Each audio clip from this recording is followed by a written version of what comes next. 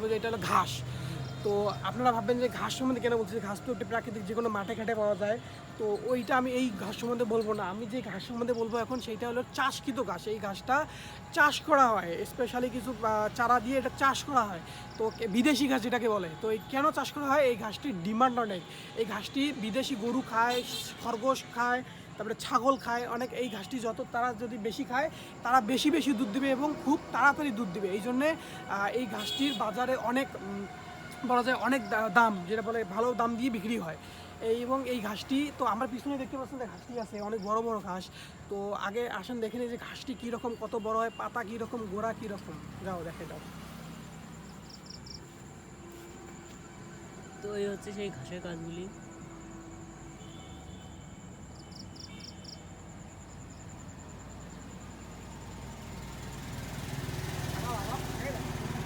ওইদিকে আরো গাছ রয়েছে।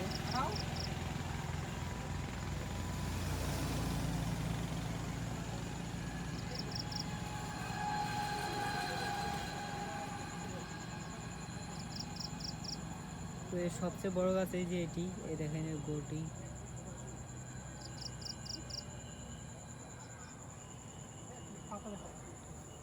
তো এর পাতাটি দেখেন, এই দেখেন পাতা কিছুটি ধানের মতো।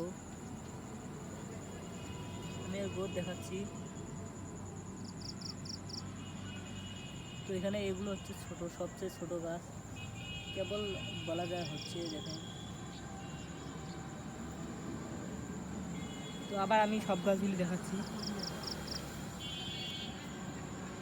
তো এই দেখেন পাতা, আমি ভালো করে দেখাচ্ছি পেছন দিক। তো এই যে এটি হচ্ছে সামন দিক। ওখানে অনেক গাছ রয়েছে দেখেন।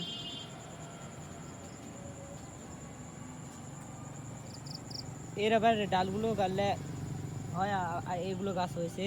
তো আবার এই চিকন ডালগুলো গাড়লে হবে না, ডাল আপনার হতে হবে কিছুটি অনেক মোটা, বলতে আপনার গেন্ডারের চেয়ে একটু, কুষার চেয়ে একটু কম। তো এইগুলো তো দেখলেন যে এটা অনেকগুলো গাছ এখানে, যেখানে এটা চাষ করা হচ্ছে। তো এটা চাষের ক্ষেত্রে একটা প্রয়োজন কি, এটা থেকে একটা গাছ আপনি যদি 10টা গাছ কেনেন, তো 10টা গাছ যখন এইরকম বড় হয়ে যাবে, তো একটা মোটা গাল কেটে আপনি অন্য জায়গায় গাড়বেন, তো সেখান থেকে আর একটা নতুন জন্ম নেবে। তো এরকম 10টা গাছ থেকেই 1000 গাছ হয়।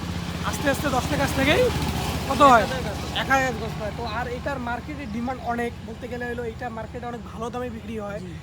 এই জন্য আর কি এটা এত পরিমাণ চাষ হয়। এবং আপনি যদি 10টা গাছ এইরকম কিনে নিয়ে যান, তো সেখান থেকে এইরকম অনেক চাষ করবেন।